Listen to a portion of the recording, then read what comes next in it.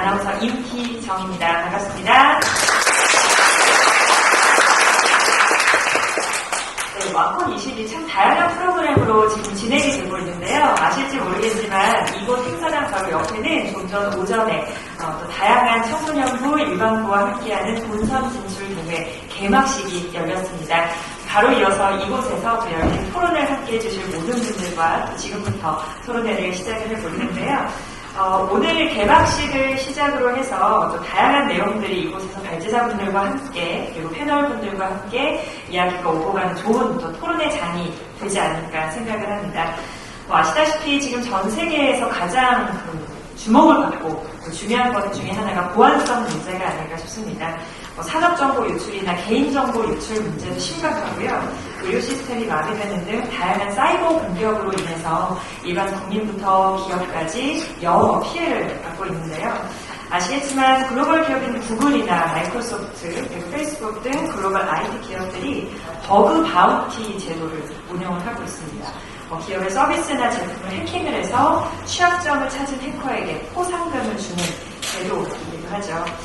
그런데 우리나라 국내 기업을 살펴보면요. 삼성전자와 네이버 등 극소수의 기업, 그리고 일부 공공기관 주도의 버그 바운티 제도가 시행이 되고 있습니다. 취약점 보완의 필요성의 인식도가 참 높아지고 있는 요즘인데요. 그런 의미에서 오늘 토론회가 의미 있는 자리가 되지 않을까 싶습니다. 또 윤리적 버그 바운티 제도 도입 활성화 방안, 그리고 사이버 보안의 올바른 인식 문화 정착과 안전사회 형성에 기여하고자 이 자리가 마련이 됐습니다.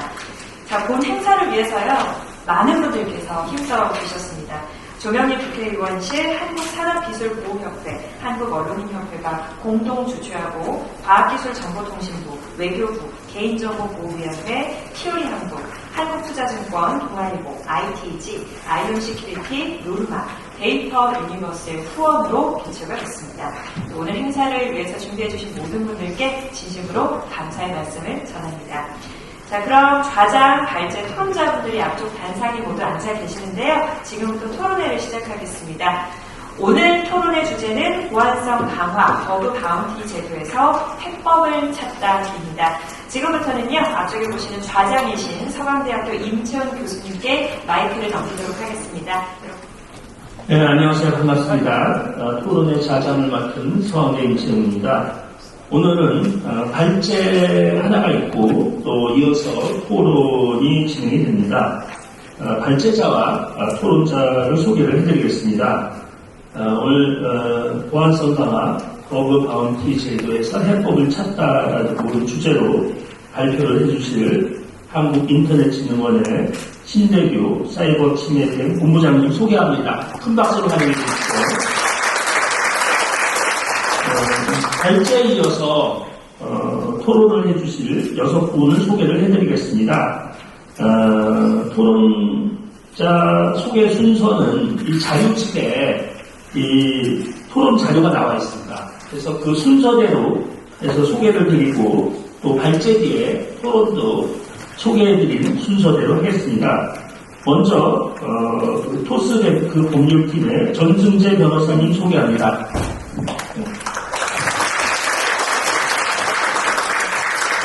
사이버 보안 전문 기업인 TOE의 박세민 대표님 소개합니다.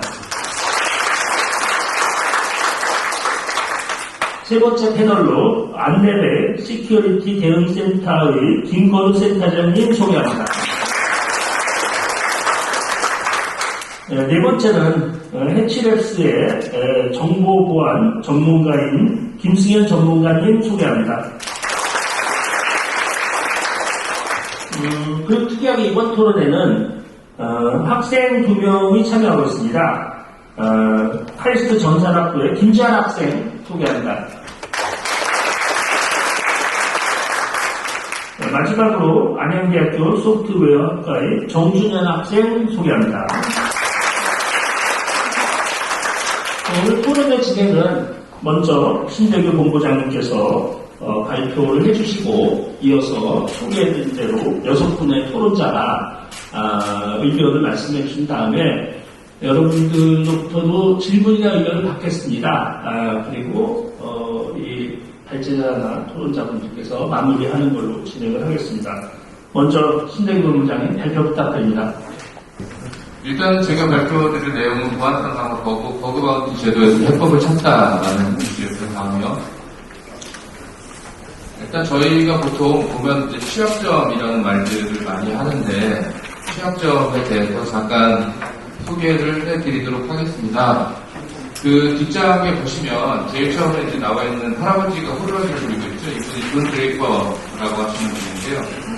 43년생인지 아직도 정정하십니다. 그 이분 같은 경우에는 주로 이제 그 전화망에 대한 해킹을 주로 하셨던 분인데, 그 실제로 이 호루라기가 어디다 썼냐 하면, 그 전화를 실제로 끊는 신호가 한 2600Hz 정도 되거든요. 근데 그 시리얼에 껴있던 이 장난감 호루라기가 2600Hz의 그 음파를 발생을 시킵니다. 그래서 실제로 전화를 걸면서 신호가 가는 동안에 호루라기를 불어서 그 해당되는 그 전화에 대해서 이제 종료 신호를 보내고 그 이후에 이제 전화를 보내는 것 같은 신호를 다시 재전송을 하면 무료로다가 그렇게 해서 이제 휴대전화를 일반적으로 그냥 시외전화 같은 경우를 무료로 쓸 수 있는 그런 취약점이 있었습니다. 이 부분 같은 경우에는 처음에 만들어질 때는 고려되지 않았지만 실제로 시스템을 운영하다 보니까 무료로 전화를 쓸 수 있는 그런 취약점들이 있었던 것이죠. 다음이요. 이건 그 7080 세대들은 아실지도 모르는데 그 딱딱이라고 하는 겁니다. 그 전자오락실에서 동전 투입구에다가 딱딱딱딱 하면 그 실제로다가 이제 동전이 들어간 걸로 카운트가 되는 이것들이 일종의 취약점이라고 할 수 있겠죠. 다음이요. 근데 이런 부분들에 대한 취약점이 보안에서 발생할 때 그 주요 침해 사고의 원인이 됩니다. 다음이요. 그 2020년부터 이제 주요 취약점을 악용한 해킹 사례들이 쭉 있는데요. 다음이요. 우선 공유기나 DVR 1.8만 대 정도가 감염돼 디도스 공격을 유발했다라는 부분이 있습니다. 그 제일 처음에 디폴트 패스워드를 지속적으로 계속 사용하는 경우도 역시 마찬가지로 취약점이고, 그 다음에 실제로다가 이 안에 그 명령어를 바로 넣을 수 있는 그런 취약점들도 있었습니다. 이거를 이용을 해서 그 각각의 이제 그 DVR 기기라든가 이런 쪽에 악성 코드를 설치한 다음에 그다음에 디도스 공격을 하게 되는데, 여러분들 혹시 기억하실지 모르겠지만 77이나 34 같은 디도스 공격이 있었을 때 전체 트래핑 양이 이렇게 많지가 않았습니다. 보통 기가 단위였었는데 실제로 IoT 기기들이 해킹에 이용되고 난 이후부터 그러니까 2016년도에 실제로 IoT 기기를 활용한 디도스 공격이 있었는데 1.5테라 규모 정도 됐거든요. 웬만한 국내 망들 같은 경우에 다 흔들릴 정도로 굉장히 대규모였습니다. 두 번째는 두 번째는 LX 익스체인지 서버 취약점을 이용해서 악성 코드가 유포된 사례인데요. 그 보시면은 취약점이 하나만 이용되는 게 아니라 여러 가지가 같이 이용됩니다. 입력과 검증, 이후 취약점을 이용해서 일부 권한만 획득한 다음에 다시 또 다른 취약점들을 이용해서 시스템 권한을 획득하고 그렇게 해서 이제 실질적으로다가 그 해킹까지 이르게 되는 그런 부분들이 있습니다. 그 쉽게 예시를 들어서 설명을 드리자면 그 예전에 2017년에 그 공무원 공시생이 이 사용신청에 들어가서 실제로 다 그 시스템에 있는 그 자기 그 합격 정보를 조작하는 사고가 있었습니다. 이때 보면 그 여러 가지 이제 현실 상황에서도 여러 가지 취약점들이 있는데요. 그 제일 처음에 들어갈 때 이제 공무원들 출입증이 다 필요하지 않습니까? 출입증이 필요한데 알고 봤더니 의경들이 복귀할 때는 출입증 검사를 안 하더라. 그래서 의경들 뒤따라서 정부 청사까지 들어갔습니다. 그 다음에 청사 내부로 들어가려면 진짜 출입증이 있어야 되는데 체력관리사실에 벗어놓은 옷에 출입증이 같이 있어서 이걸 가지고 얼굴 확인을 안 하기 때문에 청사 안으로 들어갔고요. 그러고 난 다음에 청사까지 또 들어가려고 했더니 거기에는 이제 사무실마다 비밀번호가 있거든요. 근데 청소하시는 분들이 번호 외우기가 어려우니까 그걸 벽에다 적어놓으셨대요. 그래서 그거를 누르고 들어갔고, 그 다음에 토요일날 직원들이 다 퇴근하고 난 다음에 화장실에 있다가 누르고 나서 들어갔는데 시모스 패스워드가 안 걸려 있어서 USB로다가 그 부팅을 해서 그 자기 정보를 갖다가 고칠 때까지 보시면 굉장히 많은 그 보호 단계들이 있었지만 또 어떻게 보면 이 공시생은 대단한 거죠. 그런 것들을 다 이제 그 돌파를 하고 결과적으로는 범행을 저지르는 데까지 성공을 했습니다. 그래서 요새는 들어갈 때부터 다들 이제 얼굴 인식도 같이 다 하고요. 그래서 아무튼 예전만큼 이렇게 허술하게 관리가 안 되고 있습니다. 일종의 보완을 한 부분입니다. 다음이요. 디도스 공격, 이것도 다음이요. 아니요. 뒤로, 예, 그래서 이제 취약점들을 최대한 없애기 위해서 여러 가지 노력들을 하는데, 우선 첫 번째는 시큐어 코딩과 관련된 내용들이 있습니다. 다음이요. 저희가 이제 시큐어 코딩을 웬만하면 이제 개발 단계에서부터 적용을 해야 되는데, 실제로다가 소스 코드에 어떤 취약점들이 있는지를 알아보는 서비스들이 있습니다.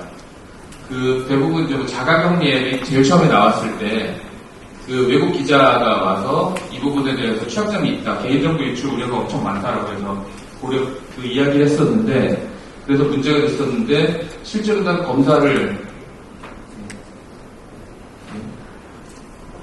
실제로다가 이 부분을 점검을 해보면 저희가 안전하게 개발되었다라고 하는 앱에서부터 60개 정도의 소스코드 취약점들이 발견이 됩니다. 이 부분에 대해서 어느 정도 이제 검증을 하고 안전한 그런 프로그램들을, 앱들을 배포할 수 있도록 이렇게 노력을 해오고 있습니다. 여러분들 보통 보면은 웹사이트에 취약점이 있다라고 이제 제보를 하는 경우들이 있는데, 국내에는 불법입니다. 아시겠지만. 이게 이제 해커와 저희들 사이에 가장 비대칭 전략에 해당되는데요. 예를 들면은 사생활에 우려가 되기 때문에 문 손잡이를 함부로 돌려보지 마라. 돌렸는데 열려있다라고 해서 들어갈 수가 있잖아요. 그렇기 때문에 열어보지 마라라고 하는데 범죄자들은 그런 것들 안 지키죠. 그냥 웬만하면 문 손잡이 돌려서 열어보고 들어간다거나, 아니면 그 자동차 세워놨는데 백미러가 안 접혀있는 차들 같은 경우에는 그 자동차가 열려있다라고 판단을 하고 한다거나 이런 부분들이 있는데, 이 부분 같은 경우에 정보통신망 이용 촉진 및 정보보호 등에 관한 법률에 의해서 이런 홈페이지를 대상으로 취약점이 뭔지를 알기 위해서 하는 여러 가지 행위들이 해커의 공격 행위와 구분이 되지 않기 때문에 사실은 이런 부분에 대해서는 자유롭게 볼 수 없도록 그렇게 되어 있습니다. 하려면 기업과의 협업을 통해서 실제로 다 의뢰를 받아서 한다거나 그런 경우들이 대부분인데요. 여기 보시면은 정당한 접근 권한 없이라는 말이 있어요. 정당한 접근 권한을 운영하는 쪽으로 받았다면 얼마든지 취약점에 대한 점검 같은 것들을 시행을 할 수가 있습니다. 버그 바운티는 다양하게 여러 가지 분야에서 이루어지는데요. 자체적으로 하는 부분하고 그 다음에 오픈 형식으로 하는 부분하고 서로 상호 보완적인 역할이 있습니다. 자체적으로 하는 거는 이제 시스템 안쪽까지도 세밀한 부분까지 다 검사를 할 수 있기 때문에 범위라든가 이런 부분, 그 다음에 굉장히 자체적으로다가 이제 정해진 것들을 이용하기 때문에 안전성이라든가 이런 부분들에 대해서 나름대로 장점이 있고요. 오픈되어 있는 버그 바운티 같은 경우에는 실제로 집단지성을 활용할 수 있다는 점에서 굉장히 효과적이라고 할 수 있겠습니다. 다만 시스템을 대상으로 해서 버그 바운티를 한다라고 했을 때 이 부분이 일반적으로 오픈되어 있으면 실제로 여기에 트라이를 하는 사람들이 악성 해커인지 아니면 진짜 화이트 해커인지를 구분할 수가 없기 때문에 안정성에 대해서는 조금 문제가 제기될 수 있습니다. 그래서 여기 보시면은 일반 버그 바운티가 자체 점검을 통해서 버그 바운티를 하는 것보다 7배 이상 도움이 된다라고 되어 있는데요. CV의 위험도를 측정하는 CVSS 기준으로 했을 때 10점 만점에서 9점 이상 되는 심각한 취약점인 경우에 실제로 7배 정도 더 도움이 되는 것으로 그렇게 알려져 있습니다. 버그 바운티는 아까 사회자분께서 말씀하셨고요. 지금도 이제 소프트웨어 취약점은 인텔중원, 경공과는 삼성전자, 리눅스 등이 하고 있고 서비스 취약점은 네이버이 하고 있습니다. 버그 바운티를 자체적으로 운영하기 위해서는 해야 될 것들이 굉장히 많은데요. 우선 이제 대상을 선정을 하고 예산을 마련하고 포상 기준도 마련하고 그 다음에 전반적으로다가 해커로부터 신고를 받는 그런 체계들도 만들고 그 다음에 신고된 취약점에 대해서 검증하고 실제로 이쪽에 보완을 요청하는 것까지 여러 가지 절차들이 있습니다. 근데 이런 부분들을 일반 기업이나 이런 쪽에 하기가 굉장히 어렵죠. 그래서 운영되는 것들이 보통 공동 운영사 제도라는 게 있습니다. 신고포상제 같은 경우는 저희 기관에서도 하고 있는데 저희 기관에 공동 운영사 들어오시게 되면 들어오지 않으셔도 신고된 취약점에 대해서 알려드리긴 하거든요. 근데 공동 운영사를 신청을 하시게 되면 실제로 그 공동정책이 평가를 할 때 평가위원을 같이 참여하게 되십니다. 그래서 어떤 형태로 평가를 하는지, 어떤 형태로 점수를 주고, 어떤 형태로다가 이 부분에 대해서 그 보상금을 책정하고, 그 다음에 후속 조치들은 어떻게 하는지를 배우실 수가 있습니다. 그래서 네이버 같은 경우에는 2015년부터 공동 운영 사업이니까 2019년도부터 이제 자체 제도를 운영하게 되었고요. SDS 같은 경우에도 2021년에 들어와서 2022년부터 자체 제도를 운영을 하고 있습니다. 이 부분은 이제 저희 쪽 광고가 되겠는데요. 보통 보면 하이테커들을 대상으로 해서 소프트웨어 버그 바운티를 하게 되면 해커들이 일반적으로 접속할 수 있는 소프트웨어가 제한이 있습니다. 그래서 일반적으로 운영체제, OS에 대한 버그 바운티를 하던가 아니면은 공개되어 있는 소프트웨어들, 아니면 사람들이 많이 쓰는 MS 오피스라든가 아래 한글이라든가 이런 쪽의 취약점들을 주로 보게 되거든요. 보게 되는데 실제로다가 정말 버그 바운티가 필요하다고 생각되는 예를 들면은 정보보호 제품들이 있다든가 아니면 대형 소프트웨어 같은 것들이 있을 때 이거에 대해서는 취약점을 분석해볼 그런 기회들이 많지가 않거든요. 그래서 저희가 버그 바운티 플랫폼이라는 걸 만들었습니다. 그래서 여기에다가 상용으로다가 판매되고 있는 그런 제품 혹은 개발이 완료돼서 출시를 앞두고 있는 제품들을 올려놓게 되면 인증된 하이테커들을 대상으로 해서 실제로 이런 소프트웨어의 취약점에 대해서 마음껏 분석을 해보고 이것에 대해서 리포트를 하게 되면 소프트웨어를 만드는 회사 입장에서 보자면 전반적으로 취약점이 어느 정도 검증되고 보완된 그런 더 좋은 제품들을 내보낼 수 있게 되는 거고요. 하이테커들도 평상시 이제 본인들이 버그 바운티를 하던 취약점을 찾던 그런 일반적인 소프트웨어에서 벗어나서 좀 더 이제 다른 형태의 소프트웨어까지도 같이 취약점을 분석해 볼 수 있는 그런 좋은 기회가 될 거라고 생각합니다. 또한 해커 챌린지 플랫폼이라는 게 있는데 이거는 기업들 같은 경우에 본인들의 시스템들을 오픈하기가 굉장히 어렵잖아요. 그리고 이제 버그 바운티가 들었다 무슨 짓을 하고 나갈지 잘 모르지 않습니까? 그렇기 때문에 일정한 해커들을 대상으로 해서 자격을 주어진 해커들을 대상으로 해서 이 안에서 어떤 행위들을 했는데 트레이스가 가능한 그런 형태의 계정들을 부여를 하고요. 그런 계정들을 통해서 실제 시스템에 대한 취약점을 찾고, 근데 저희가 이제 가상환경에다 이제 동일하게 구현을 해놓거든요. 그렇기 때문에 실질적으로 이제 회사에 직접적으로다가 안전성에는 영향을 미치지 않도록 그렇게 하는 제도들을 운영을 하고 있습니다.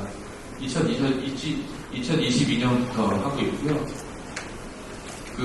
저희가 해커 기사, 해커 챌린지 이런 부분들 하고 있는데, 아시다시피 2016년도 해커 펜타곤을 본받아서 벤치마킹해서 만든 게 해커 기사고, 그리고 이 부분에 대해서 저희도 모르던 취약점들이 많이 발견이 됐기 때문에, 전체적으로 다 이제 영역을 확대해서 하고 있는 것들이 해커 챌린지입니다.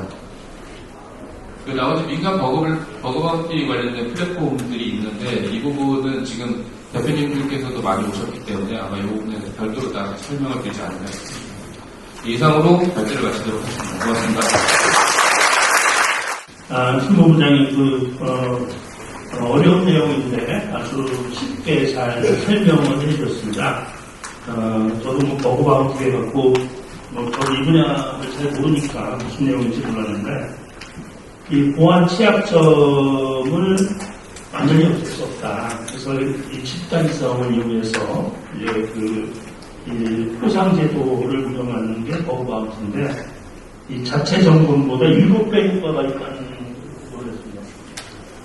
이제 버그 바운티 운영 방안도 소개를 해주셨고 또 이 신고 포상제도를 발전시킨 플랫폼에 대해서도 말씀을 해주셨고 그리고 민간 버그 바운티 플랫폼을 활용하는데 여기에 나와 있는 띠오리의 우리 박세준 대표님도 계시니까 나중에 실제로 어떻게 운영하는지 말씀을 들어보도록 하겠습니다. 자, 그래서 발제 내용에 관해 이 패널들의 토론 말씀드리는데 첫 번째 패널로 토스뱅크의 전승재 변호사님 모시겠습니다. 아까 간략히 소개를 받았습니다만 한 번 더 소개를 드리겠습니다. 아까 인사할 때 보셨겠지만 다들 보안 기술 하시는 분들 또는 현직 해커 분들이신데 저만 변호사잖아요. 얼핏 보면 제가 문과 같죠. 반전이 있습니다. 사실 저도 컴퓨터 과학과를 나왔습니다. 학부 때 그 해킹 동아리에서 모의 해킹 공부를 해본 인연이 있어가지고 최근에 이제 우리나라 해킹 사례를 정리한 해킹 판결이라는 출판을 하기도 하고 한 인연으로 이 자리에 오게 됐고요. 그래서 오늘도 이제 해킹 도메인이랑 법제도랑 만나는 이 분야에 대한 말씀을 좀 드리고자 합니다. 오늘 행사가 그 해킹 대회 구속하는 행사고 또 해커들이 많이 하는 활동이 바로 버그 바운티 활동입니다. 그 화이트 해커라고 많이 얘기를 하죠. 소위 블랙 해커의 반대말인데 정말 이제 나쁜 짓을 위해서 그 범죄를 위해서 뚫고 들어가는 해커들을 블랙 해커라고 한다면은 이제 좋은 일 하는 취약점 제보를 하는 해커들을 화이트 해커라고 합니다. 근데 이 화이트 해커들이 이제 물론 뭐 발런티어로 하는 거긴 하지만 이 체계가 유지가 되려면은 뭔가 보상이 있어야 되고 제도가 있어야 되죠. 그게 버그 바운티 제도입니다. 기업이 우리 회사 뭐 나름 최선을 다해서 안전한 보안상 안전한 프로덕트를 만들었으니까 한번 뚫어봐. 뚫으면은 그 가치에 비례하는 상금을 주겠다라고 하는 게 버그 바운티죠. 버그 바운티를 하면은 굉장히 좋습니다. 아까 말씀하신 것처럼 기업 내부에도 당연히 보안 인력들이 있어요. 기업 내부에서도 치열하게 테스팅하고 보안 취약점을 찾아가지고 그 구멍을 메우려고 열심히 노력을 합니다. 하지만 이제 외부의 해커, 화이트 해커들의 집단 지성을 빌리면 아무래도 더 많이 더 심도 있게 볼 수 있겠죠. 버그 바운티를 하면 참 좋은데 그런데 현실은 어떨까요? 100%의 기업이 다 버그 바운티를 하고 있지는 못하죠. 왜 못할까? 그 말씀을 드리려고 합니다. 한마디로 표현하면 사실 자신이 없어서 그래요. 보안 취약점을 둘러싼 법률 관계를 먼저 간단하게 살펴보겠습니다. 가운데 기업이 있고요. 이용자로부터 이제 데이터를 위탁을 받아서 기업은 비즈니스를 합니다. 그 데이터는 뭐 회원 가입할 때 넣은 개인정보일 수도 있고 인터넷 활용한 행태 정보일 수도 있고 저희 은행 같으면 은행 잔고 데이터 같은 그런 금융 정보일 수도 있겠죠. 해커 또는 모의 해커가 뚫습니다. 뚫으면 어떻게 될까요?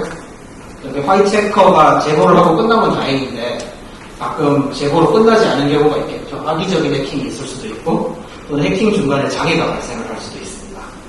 그렇게 실제 해킹이 발생하면은 이용자들은 기업을 상대로 손해배상 청구를 합니다. 내 데이터 위탁받아서 비즈니스를 했는데 왜 보안 관리를 취약하게 해서 뚫리게 했느냐. 손해가 발생했으면 손해배상해라 라고 소송을 낼 수가 있죠. 심지어 손해가 발생하지 않았더라도 정보가 유출됐다. 그러면 불안하니까 위자료 내놔라 라고 할 수도 있습니다. 그 사례가 언제였냐면 우리나라 2014년에 카드 3사 유출 사고가 났을 때였죠. 금전적, 직접적 피해는 없었지만 소송 제기한 사람들한테는 인당 10만원씩 물어내라고 법원 판결이 났었습니다. 그게 손해배상 청구 또는 사적 집행이라고 하는 영역입니다. 왜 사적 집행이냐? 이용자도 민간인이고 기업도 민간기업이잖아요. 이 타인들 사이에 법을 집행한다고 해서 사적 집행입니다. 여기에 반대되는 말은 공적 집행이에요. 공공, 즉 정부가 결정합니다.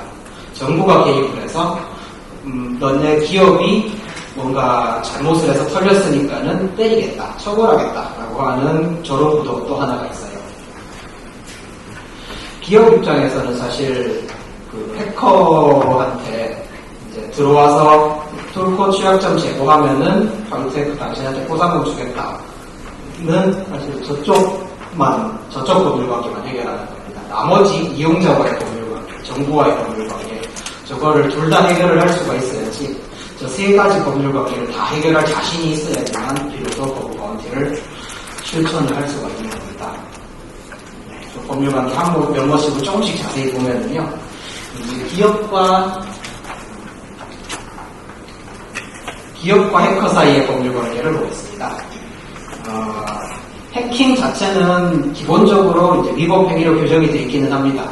우리 남의 집에 함부로 들어가면 주거 침입죄를 처벌하듯이 관리자가 있는 전산망에 그 허용된 접근 권한을 넘어서 뚫으면 정보통신망법 48조 1항 정당한 접근 권한 없이 침입한 범죄가 일단 성립을 해요. 그거 외에도 악성 프로그램을 유포하는 경우 또는 디도스 공격해서 장애가 발생하도록 하는 경우도 마찬가지로 위법 행위로 규정이 되어 있습니다. 그런데 버그 바운티 프로그램에 참여하는 화이트해커는 적법하죠. 왜 적법하냐 하면 피해자의 승낙이 있기 때문입니다. 해킹의 피해자에 해당하는 기업이 승낙을 했죠. 이렇게 뚫으면 포상금 주겠다. 뚫어서 알려주고 포상금 주겠다라고 승낙을 했기 때문에 피해자의 승낙이 있기 때문에 조건으로 적법한 겁니다. 그 기업은 그러고 조건을 걸어요. 어떻게 거느냐 하면은 버그 바운티 참여 약관이라는 게 있습니다. 그 약관에 동의한 참여자들이 그 약관대로 뚫었을 때만 보상금을 지급합니다. 어떤 거냐 하면 우리가 그 약관 내용은 이런 게 있어요. 우리 기업이 그 이번에 버그 바운티 프로그램 하는 대상은 뭐 토스뱅크.com이다, 토스.com이다. 요 안에 있는 서버만 뚫어야 된다.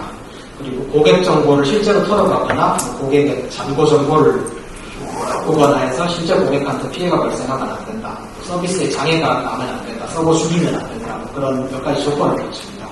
그 조건 하에 뚫어서 취약점을 제공을 하면 상금을 주겠다. 그런 조건 승낙이라고 할 수가 있는 거죠. 사실 이게 어떻게 보면 제일 해결하기 쉬운 법입니다. 나머지 기업이 이용자 또는 정보와 사이에서의 이 법률 관계가 풀기가 어려워요. 기업 입장에서는 이게 상당한 리스크입니다. 첫 번째 리스크는 자 이제 예를 들어 구글이 버그 바운티 하면서 거액의 상금을 걸죠. 거액의 상금을 거는 이유는 이 돈 받아가라고 거는 건 아니죠. 안 뚫릴 거라고 자신이 있기 때문에 뚫기 어려울 거야 라고 생각하기 때문에 엄청난 천문학적인 상금을 거는 건데요. 혹시라도 뚫리면 어떡하죠? 언론이 모든 사람들이 구글을 손가락질 하겠죠. 큰 소리 치더니 결국 뚫렸네 그럴 거 아니고 그러겠죠. 뭐 그것도 일종의 리스크입니다. 평판 리스크. 하지만 진짜 리스크는 2, 3, 4번 리스크예요. 해킹 뚫다가 DB가 데이터베이스가 죽거나 장애가 났네, 고객 정보가 털렸네, 데이터가 변조가 됐네, 특히 뭐 금융권의 잔고 데이터 변조되면 큰일 나죠, 그죠? 다행히 그런 사고는 우리나라에서는 아직 없었습니다만 2, 3, 4번 리스크가 실현되는 날에는 평판 리스크 정도로 끝나지 않습니다. 법적 책임이 따릅니다. 이용자한테 손해배상을 해야 되고요, 1차적으로 정부한테 제재를 받고요. 정부한테 과징금을 낼 수도 있고, 금융권 같으면은 이제 임직원의 자격이 상실될 수가 있어요. 맥시멈. 실업, 하루아침에 실업자가 될 수가 있습니다. 잘 나가던 사람이. 이런 환경에서 버그 바운티를 조금 더 활성화하려면 어떻게 해야겠느냐? 두 개씩만 조금 더 활성화하려면 어떻게 하는 게 좋을까 하는 아이디어를 한 가지 생각을 해봤습니다. 무엇이냐 하면은, 이제, 기업과 이용자 간의 법률 관계에서는 그 버그 바운티를 운영해서 뚫리든 진짜 해커한테 뚫리든 상관없이 이용자한테 피해가 발생을 하면 당연히 배상을 해줘야 될 겁니다. 이용자의 관계에서 그런데요. 기업과 정부와의 관계에서는 버그 바운티 때문에 해킹 사고가 터졌다면은 조금 기업의 책임을 완화해 줄 수 있지 않을까 하는 그런 제도적 인센티브를 운영해 볼 만하다 그런 생각을 하고 있습니다. 예를 들어서 버그 바운티를 굉장히 활발하게 운영하는 어떤 기업이 뭐 낮은 확률이겠지만 그래도 어느 날 갑자기 해킹을 당할 수가 있겠죠. 해킹 사고가 났을 때 이 기업의 법적 책임을 어떻게 평가할 것인지 이게 문제인데요. 사실 해킹 당한 모든 기업을 처벌하는 건 아닙니다. 왜냐하면 이게 조금만 조의를 했으면 막을 수 있었던 해킹이고 정말 뭐 신출귀몰한 해킹이 있을 수가 있잖아요. 북한이나 러시아 같은 데서 특수부대를 동원해서 사이버 전쟁 수준의 정말 이거는 일개 기업으로 도저히 막을 수 없는 그런 해킹도 존재하거든요. 불가항력적인 그런 재해 같은 해킹. 이게 불가항력적인 재해냐 아니면 막을 수 있었던 문제냐 요 경계선의 판단이 이 기업한테 법적 책임을 지을 것인지 안 지을 것인지 그 판단 기준입니다. 요거를 판단할 때 버그 바운티를 활발하게 운영하는 기업이라면 평소에 이렇게 잘 막아왔으니까 이거보다 훨씬 더 막기 어려운 강한 공격이 들어왔을 때는 조금 소위 봐줄 수 있지 않을까 그런 유도리를 좀 줄 수 있지 않을까 하는 겁니다. 이런 차원에서 버그 바운티 제도 활성화를 생각해 볼 수 있을 것이다라고 제안을 해보겠습니다. 제 토론 마무리하기 전에 마지막으로 한 말씀을 드리면요. 보통 사실 이런 토론하면은 청중 숫자가 그렇게 많지 않는 게 보통인데 오늘 예상외로 많으셔가지고 아마도 추측컨대 옆방에서 진행되는 해킹 대회 간접적인 관련자분들, 예를 들어서 자녀를 출전시키시는 어머님들이나 많이 오신 것 같아요. 어머님들을 위해서 제가 응원의 한 말씀 드리고 싶습니다.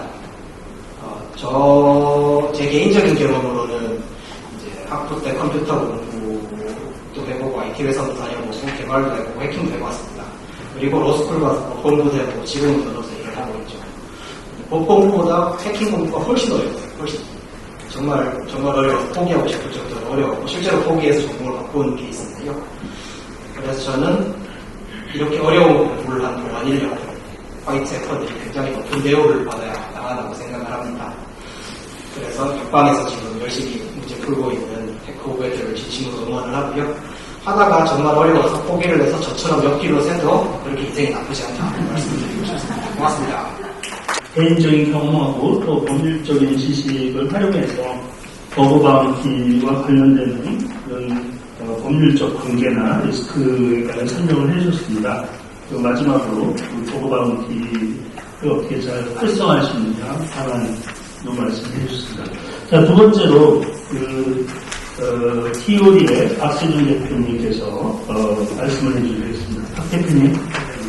네, 안녕하세요. 저는 TOD라고 하는 사이버 공안 컨설팅 펌의 대표를 맡고 있는 박세준이라고 합니다. 사실 무슨 발표지 하고 넘기셨는데 놀라셨을 텐데요. 제가 발표 자료를 좀 늦게 준비해서 이 책자에는 담지 못했습니다. 그래서 오늘 발표 자료 화면 보시면서 같이 따라와 주시면 감사하겠습니다. 제 소개를 약간 드리자면 저는 그 오펜시브 사이버 시큐리티라고 하는 분야에서 이제 활동을 하고 있는 회사의 대표를 맡고 있고 학교는 카네기 멜론 대학교라고 하는 곳에서 컴퓨터 사이언스, 컴퓨터 과학 학사 석사를 졸업을 했습니다. 그리고 그 이후에 여러 가지 연구도 많이 했었고 또 학교 다닐 때 PPP라고 하는 이제 그 해킹 방어 동아리를 만들어서 정말 많은 대회들을 참가를 했었고요. 사실 저는 옆방에서 원래 이제 대회를 하고 있어야 되는데 이렇게 또 이런 자리에 있는 게 저도 나이가 들었구나 생각을 좀 하게 됩니다. 그래서 테트폰이라고 하는 대회를 5회 우승했고 5회 준우승한 기록을 갖고 있습니다. 그래서 오늘 사실 이제 공유드릴 내용은 버그 바운티에 대한 내용인데요. 그래서 저희 회사는 조금 특이합니다. 왜냐하면 조금 이따 설명드리겠지만 사실 버그 바운티를 참여했던 해커로서 참여한 경험도 매우 많고 지금도 참여를 하고 있고요. 그리고 또 한편으로는 저희가 버그 바운티 플랫폼을 운영하는 운영사이기도 하기 때문에 양쪽의 스토리를 조금 둘 다 들여다볼 수 있는 포지션에 있습니다. 그래서 아마 이거 같은 경우에는 앞서서 많이 말씀해 주셨기 때문에 좀 간략하게 짚고 넘어갈 텐데 사실 최근에 사건 사고들, 특히 해킹 사건 사고들이 급격하게 늘어나고 있고 또 그로 인해서 많은 기업들이나 기관이 효과적인 보안 향상 방법이 없을지 또 리스크 관리는 어떻게 해야 될지 고민을 하고 있는 상황에 있습니다. 네. 그래서 버그 바운티 제도라는 이제 이 프로그램을 도입을 많이 하는데요. 궁극적으로 효과적인 보안 향상 그리고 또 리스크 관리를 위해서 글로벌 기업들은 저희가 정말 알만한 모든 기업들은 참여하고 있을 정도로 이미 많은 참여를 하고 있습니다. 국가적으로. 그래서 취약점 제보에 대한 포상금을 지급하는 제도인데 여기에 이제 그 리스트된 기업이나 기관들은 극히 일부에 해당하고요. 아마 들어보신 기업들은 거의 다 참여하고 있다라고 생각을 하셔도 좋을 것 같습니다. 그래서 이런 버그 바운티에 대해서 얘기를 좀 한 김에 우리 말고 해외는 어떻게 하고 있는지를 조금 살펴보면요. 시장의 성장이 좀 두드러지게 보입니다. 그래서 이제 두 가지로 나눠서 저희가 볼 건데 첫 번째는 별도 플랫폼, 그러니까 자체적으로 운영하지 않고 어떤 그 전용 플랫폼을 이용해서 별도의 플랫폼을 이용해서 운영을 하고 있는 회사들입니다. 이 기록은 지금 해커원이라고 하는 글로벌한 버그 바운티 플랫폼을 운영하는 회사에서 내놓은 자료를 출처로 공유를 드리는데 버그 바운티 프로그램이 지난 2021년부터 계속 두장 찍는 거 아니었나? 죄송합니다. 네.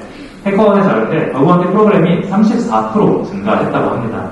그리고 제보된 유효 취약점 개수로만 봤을 때도 6만 건이 넘는 취약점들이 제보가 되고 있고요. 그리고 포상금의 중앙값, 즉 미디언 값인데 우리가 평균의 함정에 빠지지 말아야 되기 때문에 중앙값을 보면 한 20% 정도 증가를 한 사례를 볼 수 있습니다. 이거는 약 2,500달러에서 한 3,000달러 정도로 상승을 한 효과인데요. 신기하게도 그 가장 큰 성장을 보인 산업계가 어딘지를 좀 살펴보니까 지난 1년 동안 가장 많은 투자를 하고 또 그 바운티를 지급한 그런 회사들은 항공우주 쪽과 또 의료기술 쪽에 있다고 합니다. 생각보다 직관적이지 않은 그런 데이터죠. 그래서 어떻게 보면 우리가 보안계에서는 조금 보안 투자에 좀 이렇게 수동적이고 우리가 적극적이지 않을 수 있는 보수적인 그런 산업군에서 더 많은 이런 성장을 했다는 것 자체가 좀 이 지각 변동이 일어나고 있다. 그리고 정말 이런 곳들도 보안을 신경 쓰고 있는데 정말 보안 더 중요한 IT 쪽에서 우리가 너무 신경 쓰지 않고 있나 하는 것들을 좀 고민해 볼 시기인 것 같습니다.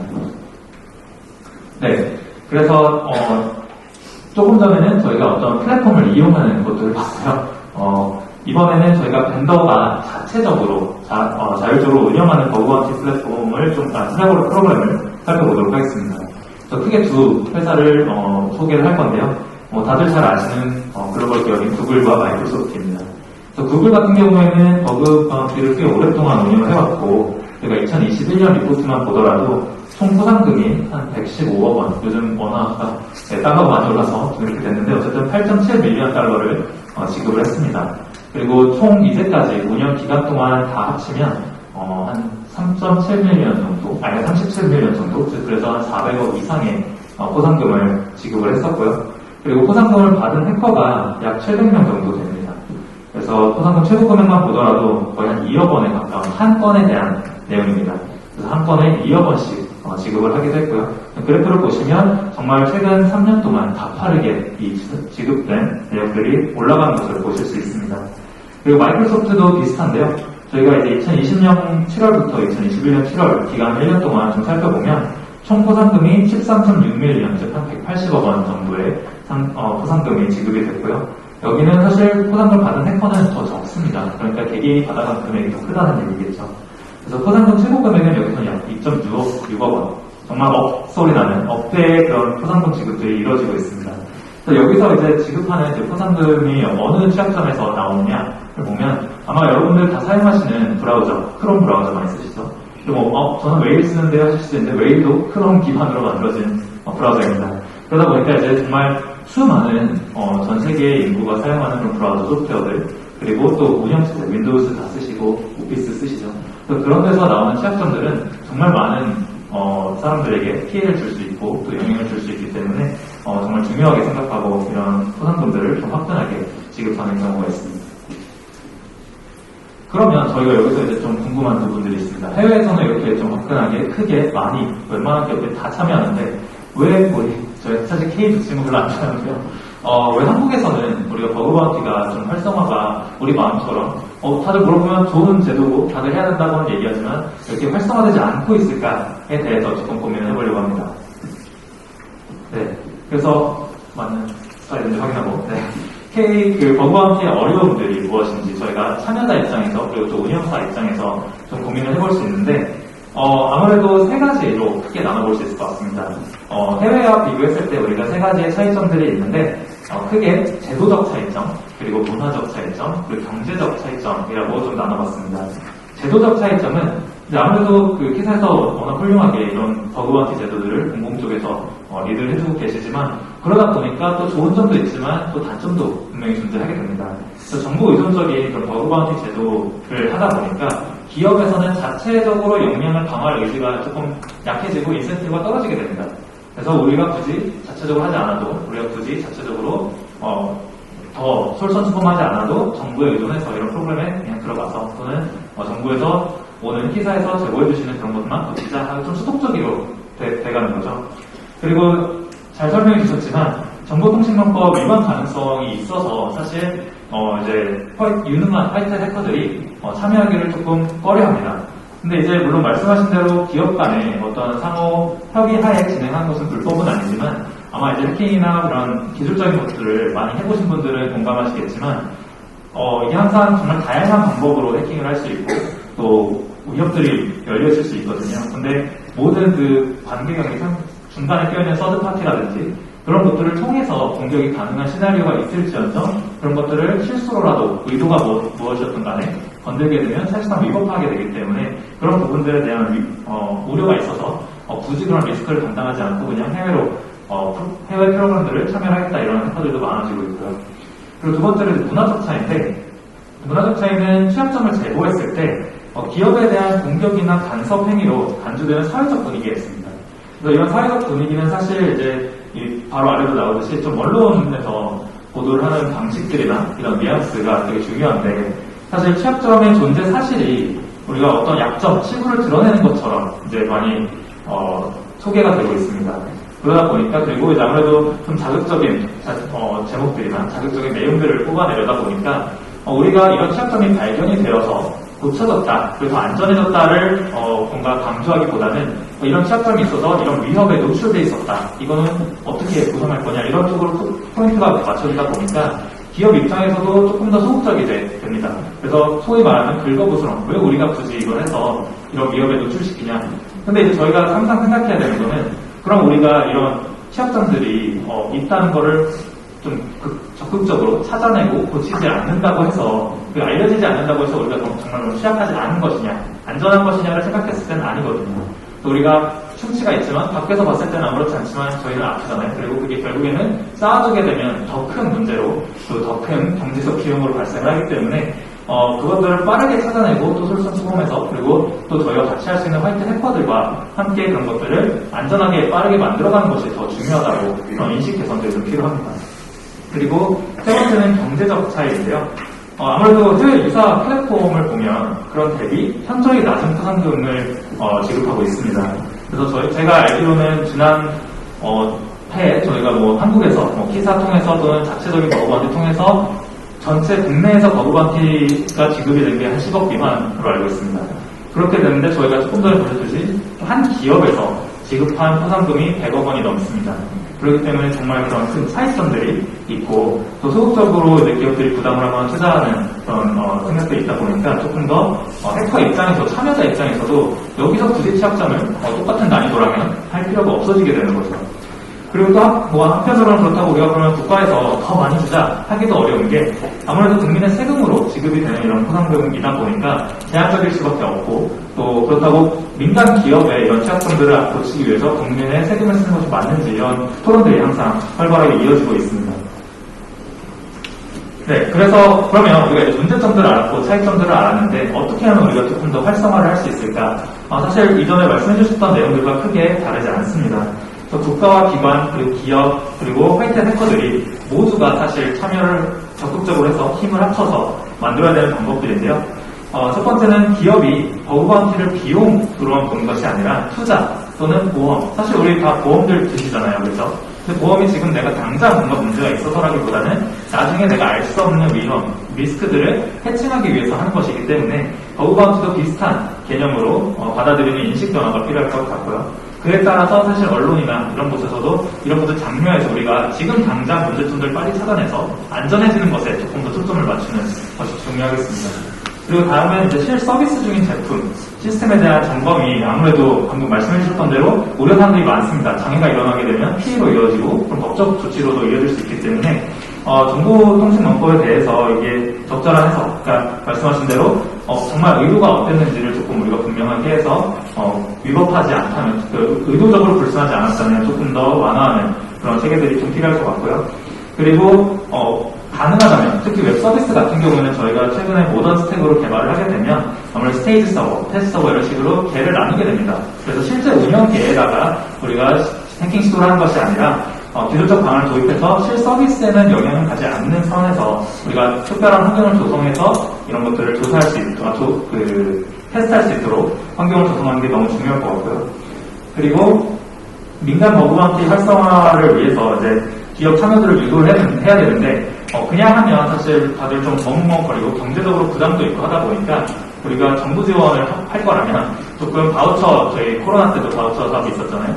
그래서 그런 것처럼 이 버그 바운티에도 좀 바우처 정책을 도입하면 어떨까 생각을 하고 있고, 또 이렇게 바우처 지원을 통해서 제보가 된 취약점은 키사와 공유를 해서 사이버 보안 취약점 정보 포털에도 활용이 될 수 있도록 하면 아무래도 세금을 그냥 쓰는 게 아니라 좋은 데이터베이스 축적과 또 앞으로의 사전 공격들을 막는 데 사용되지 않을까 싶습니다. 그래서 더 이제 활발한 그런 K 버그 방지를 향해서 저희가 나아갈 때는 모두가 같이 해야 되는데, 이제 아까 우리가 세 가지로 나눴던 제도적 차이와 문화적 차이 그리고 경제적 차이를 들었는데, 거기서 제도적 지원으로 바뀌고 또 문화적 강화 그리고 경제적 투자가 이루어짐으로써 저희가 조금 더 활성화된 한국에서의 국내에서의 버그 방지 시장을 조성하면 좋을 것 같습니다. 감사합니다.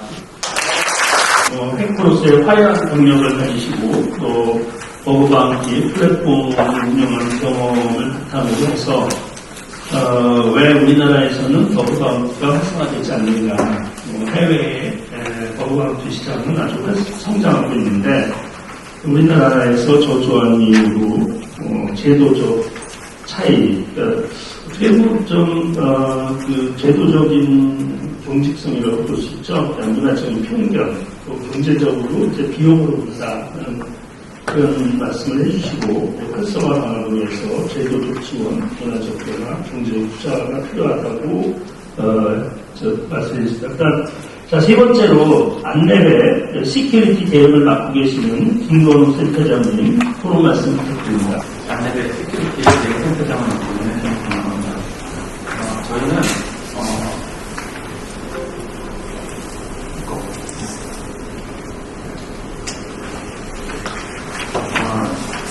버그 방지에 참여를 하고 있는 업체의 입장으로서 몇 가지 말씀을 드리겠습니다. 일단 저희 키사의 보안 취약점 신고 포상제 앞에서 결제하실 때 설명을 해주시긴 했는데, 신고 포상제에 이제 참여를 하고 있습니다. 2017년 12월부터 공동운영사로 참여 중이고요. 평가 대상은 안내부의 소프트웨어 전체의 대상인데, 서비스용에서 저희는 이제 제외를 하고 있습니다. 그래서 평가는 이제 국내에 거주 한국인이 이제 신고를 하면, 이제 포상제도를 활용해서 취약점 이제 신고를 하면 평가 회의로 취약점 수준을 평가하고, 거기에 이제 배점이 약상이 되면 거기에 대한 포상금을 하는 형태로 진행이 되고 있습니다.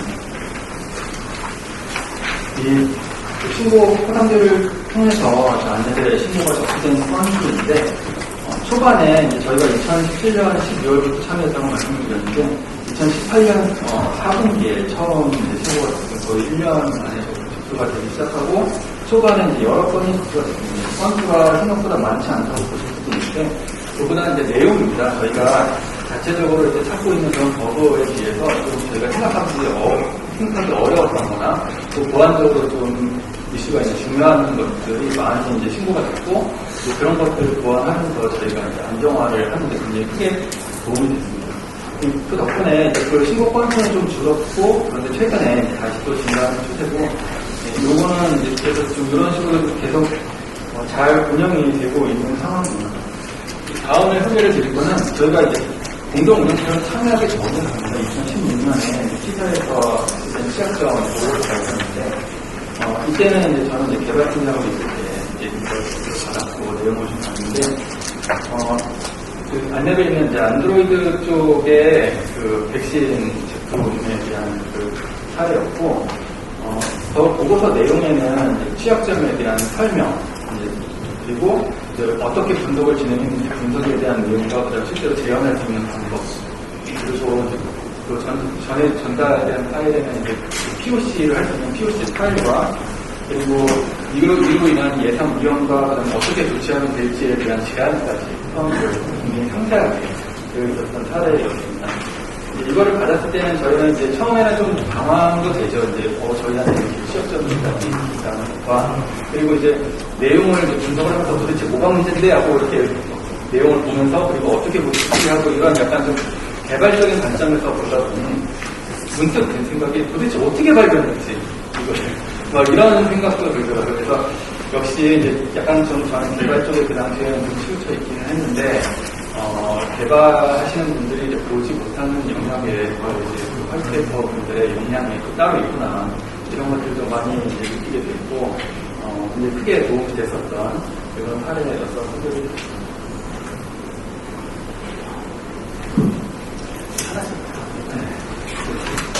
그리고 그 취약점이 이렇게 나타나면 여지없이 막상분들이 그것을 이용을 하곤 합니다. 물론 이제 취약점 중에서도 좀 이제 그 익스플로이트 가능한 좀 이용하기 좋은 취약점들이 이제 종종 있는데 그런 사례들을 이제 하나 몇 개 소개를 해드리면 최근에 그 MS의 이제 폴리나 취약점이라고 이제 최근에 이제 문제가 됐는데 이거는 이제 문서를 열기만 해도 이제 악성 코드가 이제 가동이 될 수 있는 이런 취약점이기 때문에 이제 악성 코드가 활용하기 굉장히 좋은 취약점이었습니다. 역시나 이제 그런 10초의 악성 코드가 발견된 이후로 이제 유사한 변환들이 이제 많이 발견이 됐고 여기 소개된 대로 이제 항균 필름 제한 이런 것과 제목만 봐도 분해를 타겟하고 있는 걸 알 수가 있고요. 이런 문서들이 퍼지는 것들이 있거든요. 또 로그포제이도 최근에 이제 이슈가 있었는데 어떤 로그를 기록하는 모듈인데 여기에 취약점이 있어서 또 자바 원격 클래스라든가 이런 것들이 이제 실행이 되는 취약점이었습니다. 이런 것들도 굉장히 이제 그 악성 코드들이 활용하기 좋겠다 싶어가지고 저희도 이제 굉장히 그 시작할 때 이거에 대한 대응이라든가 이런 것들을 많이 했었는데 역시 저희가 이제 모니터링을 해보니 특정 이제 해킹 그룹에서 활용하고 있는 것이 악성 코드가 함께 발견이 되는 이런 케이스.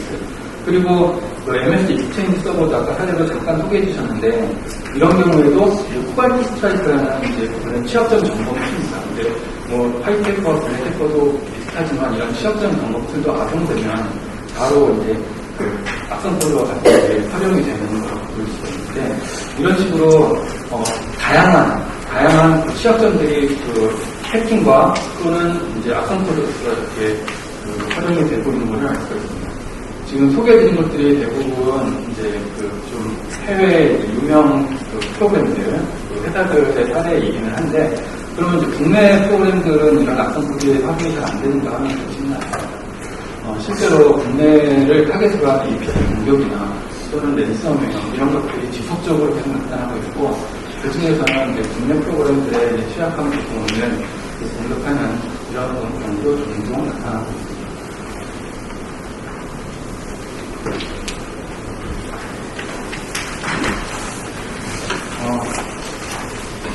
지금 앞에서 잠깐 소개해드렸던 그 코드나 취약점은 저희가 이제 악성 코드를 모니터링을 좀 해봤는데, 뭐 아주 많은 사례는 아니에요. 국내를 대상으로 좀 모니터링 해주기 때문에 아주 많은 사례는 아니지만, 중요한 거는 MS에서 보안 패치를 하기 전에 악성 코드가 먼저 나타났고, 그 악성 코드가 며칠 동안 무방비 상태로 계속 퍼지고 있었다는 거죠. 이제 이 부분은 이제 제로데이 어택이기 때문에, 그 뒤에서 안에 말씀을 드리겠지만, 이 제로데이 어택은 가장 문제가 저희가 무방비로 당할 수밖에 없습니다. 패치가 없기 때문에 공격이 들어오면 그냥 당하는 거죠. 그리고 이제 어느 정도 이제 안정화가 패치가 퍼지게 되면 이제 좀 줄어들기는 하는데, 그 이후에도 공격은 계속 모든 사용자들이 다 패치를 하는 것도 아니고, 또 한번 좀 유행하는 것들은 계속 변형만 돼가면서 하고 있기 때문에 공격은 지속적으로 되고 있습니다. 저희는 이제 보안업체로서는 이제 이런 것들을 대응을 하기 위해서 다양한 탐지도 하고 있는데요. 이제 뭐 다운로드를 하는 이런 문서들에 대한 취약점이 터진 문서들을 탐지를 한다던가, 또는 다운로드되는 그 HTML 스크립트 같은 페이로드를 탐지하거나, 프로세스가 MS 워드가 파워쉘을 실행하는 게 사실 말이 안 되잖아요. 근데 이제 이런 일들이 벌어지거든요, 사실. 이제 이런 비정상적인 프로세스 호출 구조라든가 특정 행위 같은 것들을 다양하게 탐지를 해서 이런 모니터링도 하고 또 보호도 하려고 노력을 하고 있습니다.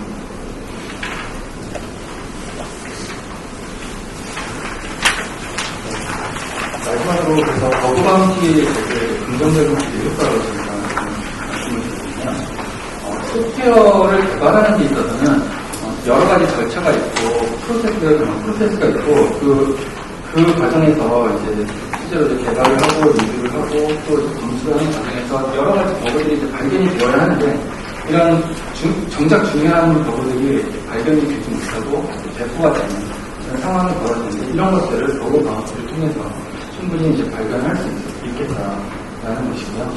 그리고 그 앞에서 말씀드린 부분 그 제로데이 어택이라는 게 이제 문제가 되는데, 이런 취약점이 먼저 공개가 되기 전에, 악용되기 전에 먼저 조치를 하고 대응을 할 수 있는 이런 것들이 버그 바운티 제도를 통해서 이루어질 수 있다고 생각을 하고요. 사실은 이런 악용되는 취약점뿐이 아니라 소프트웨어 안정성을 떨어뜨리는 여러 가지 버그가 있습니다. 이런 것들을 전반적으로 향상시켜서 안정성을 향상시키는 데 쉽게 도움이 될 걸로 보고요. 그리고 이게 어느 한 업체만의 문제는 아닌데 이런 취약점이 발생하는 또는 이제 안정성을 떨어뜨리는 이런 버그 같은 사례들, 지금 POC 같은 것들이 포함되는 이제 이런 것들이 소프트웨어 업체 간에 서로 이제 잘 공유가 된다면 유사한 사례가 이제 이 소프트웨어에 있었는데 저 소프트웨어에 또 발생할 수 있잖아요. 이런 것들을 서로 간에 공유를 해서 이제 유사 사례를 방지하고 또 각자 이제 이런 걸 방지할 수 있는 방법에 대해서 활성화를 할 수 있을 것 같습니다. 저는 이제 보안업체로서는 이제 이런 기대도 할 수 있는데 익스플로이트 가능한 그런 보안 취약점 같은 경우에는 저희가 서로 이제 협업을 해서 뭔가 어떤 패치가 나타나기 전이든 아니면 패치가 이루어진 다음이라도 여전히 취약점이 있는 악성 코드를 소프트웨어를 사용하는 그룹들이 있을 수 있으니까 그런 것들을 방어를 하고 또는 모니터링을 하는 것도 어떤 시도가 있는지 이런 것들도 모니터링하면서 서로 공유를 할 수 있지 않을까 싶습니다. 마지막으로는 이제 이런 취약점을 찾으시는 분들이 이제 하이테크도 있지만 테크도 있습니다. 그래서 찾은 취약점을 이제 블랙마켓에다 판매를 하거나 또는 어떤 컨퍼런스에 먼저 공개를 해버리겠다라고 협박을 하면서 금전적인 요구를 한다던가 이런 식으로 좀 이렇게 악용되는 사례들도 있는데 또 물론 바로 해킹이나 공격에 활용할 수도 있어요. 근데 이런 분들을 줄이고 화이트리커를 더 이제 양성화해서 좀 더 긍정적인 의도와 긍정적인 효과를 바라고 이제 좀 버그 바운티 제도가 활용이 됐으면 하는 바람입니다. 네, 이상입니다. 버그 바운티 참여업체 입장에서 이 약점을 활용한 악성 코드에 대한 대응 방안을 말씀을 해주셨는데 그 개발자가 아무리 노력을 해도 보지 못한 약점이 있다. 이거를 이제 화이트테크하고 싶다는 말씀을 드렸는데, 이러면서 이제 전 생각하는 아무리 완벽하게 해도 결국은 취약점이 있을 수밖에 없는데, 이 소프트웨어 개발 과정에서도 늘 인력이 부족하고 또 시간에 쫓기지 않습니까? 완벽하게 만들기 어려운, 사실 이런 그 버그 바운티를 어떤 취약점에 대한 부분도 있지만 검증 부분으로도, 그래서 먼저 대부분 소프트웨어 이렇게 개발해서 나온 다음에 계속 업데이트하지 않습니까? 그런 부분을 좀 활용하는 것도 가능한 것 같아요. 두 분이 참여를 합니다. 근데 거의 전문가 수준으로 이렇게 자료를 만들어주는데, 카이스트, 김지한 학생. 네, 안녕하세요. 먼저 시작하기 전에 버그 바운티랑 관련해서 사실 이런 얘기를 해볼 자리가 많이 없는데, 이런 자리를 마련해 주신 국민의힘 조명희 부위원님과 박원 이분들께 먼저 감사하다는 인사 먼저 올리고 시작하는 게 일일 것 같고요. 그러면 저는 김지한이고 시작하도록 하겠습니다. 저는 일단은 방금 소개해 주신 대로 저는 지금 학생이고요. 정확하게 말하면 대학원생입니다. 카이스트 아까 소스뱅크의 전승재 변호사님과 같이 카이스트 전산학부 학사 졸업을 하고 현재 석사과정 학생이고요. 전승재 변호사님과 같이 카이스트 내에 있는 해킹 동아리에서 해킹을 시작해서 웹 해킹을 하고 있고, 그 외 활동으로는 CTF라는 해킹 대회에 많이 참여했고, 국내에서 열리는 와코는 아니지만 국내에서 열리는 다른 해킹 대회에 다수 출제진을 맡았던 경험이 있습니다. 지금 당장 40분 정도 뒤에 옆에 본선장 가서 대회도 해야 되고요. 버그 바운티 프로그램 참여 경우도 많고요. 특이하게 조금 2019년에 페이스북에서 개최된 바운티콘에 참여했다고 제가 두 번째 줄에 적어놨는데, 사실 이게 따로 기재할 만큼 특별한 경력은 아니지만 제가 따로 기재한 데는 이유가 있겠죠? 왜냐하면은 제가 오늘 드릴 말씀이 이 바운티콘에 대한 이야기이기 때문인데요. 이 2019년도에 싱가포르에서 개최된 바운티콘이라는 행사는 페이스북이랑 구글이 공동으로 개최했던 버그 바운티에 관련된 오프라인 행사였습니다. 그 앞에 여러 훌륭하신 분들이 많이 말씀을 해주셨던 것처럼 페이스북이나 구글 같은 회사들은 특히 버그 바운티 프로그램에 투자를 정말 많이 하는 회사로 많이들 알려주셨는데, 이런 회사들이 이제 2019년도에 처음으로 버그 바운티 프로그램을 개최를 했어요. 이때 개최를 하면서 CTF를 열어서 CTF 상위 입상자들과 기존 페이스북 버그 바운티 프로그램에 참여해서 많은 리워드를 수상했던 버건터들, 그 다음에 학생 지원을 받아서, 학생 어플리케이션을 받아서 페이스북이 자체적으로 선정을 해서 학생 몇 명을 초청을 했는데, 이제 다행히 감사하게도 제가 초청을 받아서 다녀왔었습니다. 그래서 이 페이스북 바운티콘을 제가 다녀온 경험을 통해서 이 바운티콘 버그 바운티라는 주제가 사실 2019년도에는 제가 버그 바운티보다는 CTF를 좀 더 좋아하는 시기였고, 그래서 좀 낯설지 않을까 해서 반신반의하면서 갔다 왔는데, 그때 느꼈던 경험이 너무나도 새로웠고, 지금 한국에서 버그 바운티 활성화라는 주제에 이보다 적합한 주제가 있을까 해서 제가 이 얘기를 드리려고 해요. 이때 느꼈던 경험을. 그래서 이 행사는 1박 2일 동안 이틀 동안 진행이 된 행사였고요. 첫째 날에는 해킹 워크숍이라는 프로그램이 진행이 됐었고, 둘째 날에는 라이브 바운티라는 프로그램이 진행이 됐어요. 이런 라이브 버그 바운티, 오프라인으로 진행되는 버그 바운티 행사로는 사실 유명한 행사가 있죠. 폰톤 같은 이미 유명한 행사가 있는데, 제가 느꼈던 바운티콘은 아마 이 뒤에 얘기를, 폰톤이라는 행사를 아시는 분은 이 뒤에 제가 드린 얘기를 들으면은 폰톤이랑 결이 완전히 다른 행사다, 이걸 느끼실 텐데, 이거를 통해서 이제 버그 바운티를 이렇게 접근할 수도 있구나 느끼실 수 있을 것 같습니다. 그래서 먼저 라이브 바운티라는 프로그램에 대해서 간략하게 설명을 드릴게요. 라이브 바운티라는 프로그램은 말 그대로 저희가 지금 위치한 이런 검은볼 같은 컨퍼런스홀에 버그 헌터들을 초청해놓고, 앞쪽에 저희가 앉아있는 이런 패널들 위치에 페이스북 엔지니어들이 앉아있고, 그냥 여러분 여기 관객분들이 앉아계신 위치에서 해커들이 버그 바운티 프로그램에 참여해서 그냥 실시간으로 서비스에 버그를 찾고, 저 엔지니어들은 여기 앉아서 Q&A 질문 들어오면 답변해주고, 피드백 물어보는 거, 이거 뭐예요? 하면 그거예요. 답변해주는 그런 형태로 진행이 됐었거든요.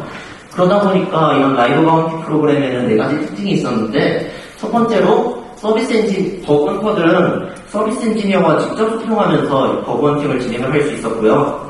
다음에 아무래도 오프라인에서 진행이 되고 되게 한정된 공간에서 제약을 걸고 진행을 할 수 있다 보니까 개발 중인 미공개 서비스에 대해서도 버그 바운티 프로그램을 진행을 할 수가 있었습니다. 다음에 그냥 이 자리에서 바로 레포트 받고 취약점 재현해주고 바운티 주면 되니까 해커 입장에서는 리포트를 작성한다던가 하는 불필요한 행정적인 절차가 최소화되는 이점도 있었고요.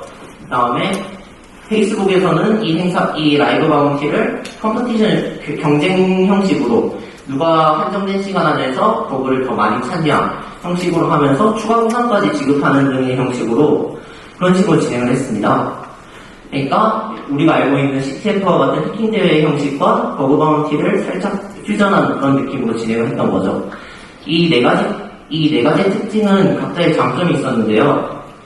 엔지니어와 직접 소통한다는 점점에 있어서는 버그 헌터들로 하여금 기능에 대한 빠른 이해와 이 서비스가 어떤 의도를 가지고 개발이 됐는지 그런 것들이 가능했습니다. 사실 버그 헌터들은 버그를 찾는 게 주 목적이지 이 서비스를 이용하는 것이 주 목적이 아니거든요. 그러니까 내가 이 기능에 대한 이해가 떨어질 수밖에 없어요. 이 서비스의 기능에 대한 이해가. 그렇기 때문에 그거를 엔지니어에게 물어서 즉각적인 피드백을 받을 수 있다는 거는 아주 큰 이점이에요. 이게 버그가 맞는지 아닌지, 의도된 동작인지 아닌지. 그 다음에 개발 중인 미공개 서비스도 점검할 수 있다는 것은 어떤 회사가 서비스나 제품을 대중들에게 공개하고 판매하기 이전에 사전에 발생할 수 있는 문제를 사전에 점검할 수 있다는 거는, 이거는 버그 바운티에 대한 지식이 아무것도 없는 분들이 들어도 엄청나게 큰 이점이란 거를 바로 알 수 있을 정도로 큰 이점이죠. 다음에 형식적인 절차가 최소화된다는 거는 그만큼 불필요한 시간이 최소화된다는 것이고, 추가 보상이 지급된다면은 아무래도 헌터들, 바운티에 참여하는 해커분들도 더욱더 열심히 하는 요소가 되겠죠. 이제 라이브 바운티 프로그램에 대한 설명은 여기까지 하고 첫째 날 진행됐던 해킹 워크숍 얘기를 조금 해보자면은 해킹 워크숍은 그냥 말 그대로 해킹에 대한 워크숍 프로그램이었습니다. 페이스북과 구글의 시큐리티 엔지니어가 어떠한 세 가지 주제에 대해서 워크숍을 진행을 해주셨는데요. 2시간에서 3시간 정도. 웹 해킹과 그 다음에 시스템 해킹, 그 다음에 안드로이드 OS 해킹 이렇게 세 가지 주제에 대해서 진행을 해주셨는데 아마 해킹에 대해서 조금 아시는 분들이나 아니면 여기 참석하신 패널분들은 여기 적혀있는 키워드들을 보고 조금 실망을 하셨을 수도 있을 것 같아요. 다음 슬라이드 한번 넘어갈게요. 이게 제가 펀업을 101에 참석하면서 찍었던 사진인데 보시면은 ROP에 대해서 설명을 하면서 저희 되게 그림도 알록달록하게 그리고 되게 자세하게 설명을 해주고 있는데 해킹에 대해서 혹시 잘 모르시는 분들이 있을까봐 설명을 드리면은 되게 기초적인 부분을 자세하게 설명을 드리시고 있는 거거든요. 그래서 저는 조금 이때 놀랬던 게 왜냐면 버그를 이미 잘 찾으시는 분들을 모셔다 저는 학생 초청이었지만 저 외에는 다 버그를 잘 찾으셔서 오신 분들이었는데 왜 이런 기초적인 거를 열심히 가르치지? 하는 생각이 그때 좀 확 들었던 거예요. 그래서 이런 일이 왜 생겼을까 하고 이제 다른 CTF 하는 친구들이랑도 물어보고 이제 제가 한국에 돌아와서 저희 같은 해킹 동아리 친구들이랑도 이런 일이 있었다 이야기를 해보니까 결론은 하나더라고요. 결론은 뭐였냐면은 이제 버그 바운티는 CTF가 아니란 거예요. 버그 바운티는 결국 해킹은 맞지만 해킹 대회는 아니었다 마치 결론이었어요. 그래서 지금 보시는 사진에 있는 거는 제가 개인적으로 좀 존경하는 백커분의 트윗 캡처인데 요약해드리면은 실제 세계에서의 해킹은 어떤 네트워크 구조를 파악해서 내부망에 침입하는 게 해킹의 목적이라면은 해킹 대회에서는 평생 살면서 한번 볼까 말까한 네트워크를 분석해봤더니 어떤 정신 나간 남자가 그 위에서 수도쿠를 풀고 있었고 그 수도쿠의 정답을 찾는 게 해킹 대회의 목적이었다. 라는 그러니까 문제를 위한 문제다. 이게 사실 요새 CTF 플레이어들이 많이 겪고 있는 그런 딜레마거든요. 그러다 보니까 이제 버그 바운티와 CTF는 현실적으로 다른 점이 지금 너무 많습니다. CTF는 어려운 문제를 해결하는 것이 목표고 버그 바운티는 어렵든 쉽든 대상의 결함을 찾고 어떤 그 결함을 이용하는 것이 주 목표입니다. 다음에 CTF는 보시면 최신 보안 기법들 3일 전에 공개된 CV라던가 아니면 7일 전에 나온 논문 한 달 전에 패치된 따끈따끈한 패치된 취약점 이런 것들을 이용해야 된다면은 버그 바운티는 5년 전에 공개된 취약점이 아직 패치가 안 돼서 취약할 수도 있는 거고 혹은 취약점이 아니라 그냥 로그인을 안 해도 어떤 회원의 정보를 볼 수 있는 걸 수도 있고 기술적인 취약점이 아니라 어떤 컨트롤 플로우에 문제가 있을 수도 있는 거고 그렇기 때문에 기술적인 이해도 물론 중요하겠지만 기능 및 동작에 대한 이해가 훨씬 중요한 것이 버그 바운티라고 저는 생각을 합니다. 다음에 한국 함정으로 버그 바운티와 CTF의 전 큰 차이가 하나 있다고 생각하는데요. 이게 바로 CTF는 오늘 저희가 이제 30분 정도 뒤에 왼쪽에서 진행될 와콘을 비롯해서 화이트햇 콘테스트, 지속적으로 개최되고 있는 화이트햇 콘테스트나 코드게이트 같은 대회, 아니면은 이제 한국에서도 여러 대학의 해킹 동아리들의 해킹 대회들을 꾸준히 개최를 하고 있거든요.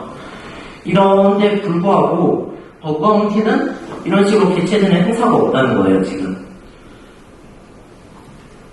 그래서 한국은 사실 버그 바운티를 논하기 이전에 최근까지도 오펜시브 시큐리티가 조금 낯설었던 나라라고 저는 생각을 합니다.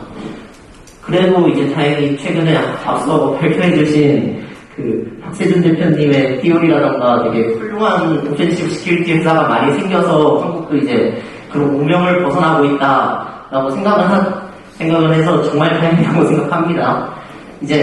근데 그런 상황에도 불구하고 CTF는 이제 해킹 대회는 한 20년, 10년 정도부터 이미 하나의 성공적인 피커들의 문화이자 플레이그라운드로 저는 자리를 잡았다고 생각을 해요. 그것을 보여주는 것이 화이트 콘테스트, 포드게이트, 그 다음에 오늘의 왁콘까지라고 생각을 하고요. 그렇기 때문에 버그 바운티도 이미 그 오펜시브 시큐리티가 낯설었던 때도 CTF가 잘 자리를 잡았는데 이제 오펜시브 시큐리티에 대한 관심도 높아지고 이렇게 버그 바운티에 대한 이야기도 많은 분들 앞에서 할 수 있는 이 시점에서 버그 바운티도 조금만 투자를 하면은 시큐리티를 좋아하고 시큐리티에 관심 있고 시큐리티를 공부하고자 하는 분들의 훌륭한 플레이그라운드가 될 수 있지 않을까. 그리고 그렇게 된다면은 자연스럽게 한국에서 버그 바운티라는 그런 행위가 좀 활성화될 수 있지 않을까. 그렇게 생각을 하며 한국에서 버그 바운티 활성화 방안의 키워드로 버그 바운티에서 컬처라고 딱 제안을 드리면서 제 제안을 마무리하도록 하겠습니다. 감사합니다. 석사 학생인데도 여러 많은 경험을 갖고 있어서 아주 도움되는 말씀 해주십니다. 버그 바운티, 라이브 바운티 설명을 해주셨는데 일종의 오픈 이노베이션 같아요. 앞으로 우리나라에서도 와콘이 더 발전이 돼서 나중에 이 라이브 바운티도 같이 할 수 있기를 바랍니다. 정준하 학생 부탁드립니다. 안녕하세요.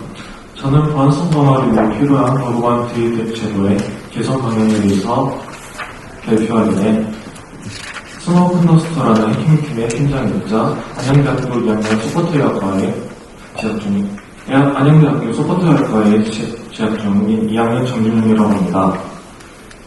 앞서 발제에서 말씀해 주신 것처럼 버그 바운티 제도란 버그 바운티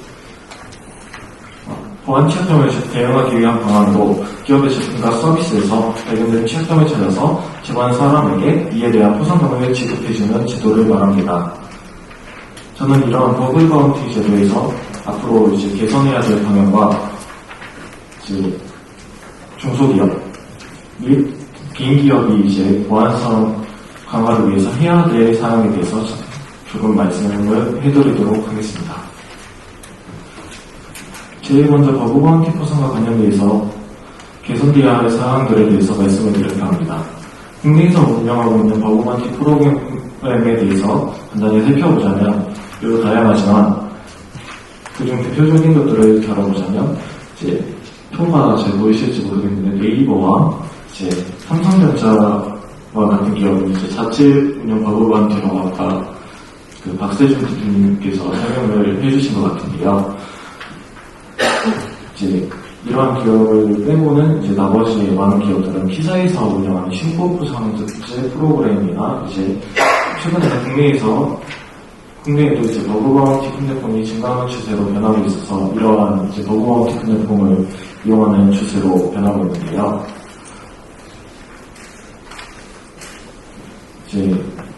이렇게 버그 바운티 플랫폼에는 티오의 최대의 제로와의 버그 캠프 등이 있는데 이런 다양한 플랫폼이 국내에 생기는데도 불구하고 해외에 많은 버그 바운티 플랫폼에 비해서는 아직 포상 금액이나 포상 규모가 아직 많이 적다고 할 수 있겠습니다. 실제로도 제 주변 해커분들의 의견을 들어보면 포상 금액이나 포상 범위가 적다는 의견을 다수 접할 수 있었습니다.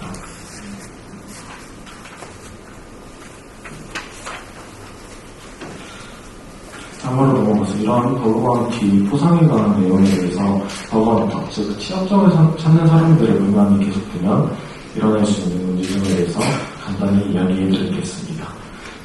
일단 저는 두 가지 방면으로 생각을 해볼 수 있을 것 같은데요. 첫 번째는 국내 버그 바운티 제도의 운영과 관련된 방향과 두 번째는 발견된 취약점이 블랙마켓이나 악의적인 목적을 가진 사람에게 판낼 수 있다는 점입니다. 이를 자세히 설명드리자면 해외 버그 바운티 제도의 포상 금액에 비해서 국내 버그 바운티 프로그램의 포상 금액은 아까 말씀해 주신 것처럼 매우 적다고 할 수 있습니다. 이렇게 해외에 비해서 국내 버그 바운티 금액이 매우 적게 되면 국내 버그 바운티를 하는 사람들, 즉 버그 헌터들은 포상 금액이 더 높은 앞으로는 해외 버그먼티에 더 매진하게 될 것이고 국내 버그먼티 참여자들의 수는 점점 더 줄어들게 될 것입니다.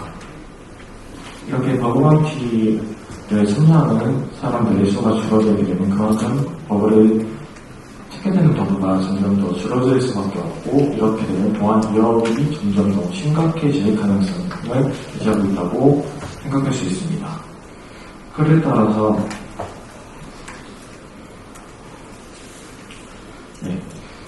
한 가지 사항을 이제 더 말씀을 해드리면 아까 제가 블랙마켓을 얘기했는 이유는 이제 국내뿐만 아니라 해외에서도 이제 문제가 되는 부분인데요.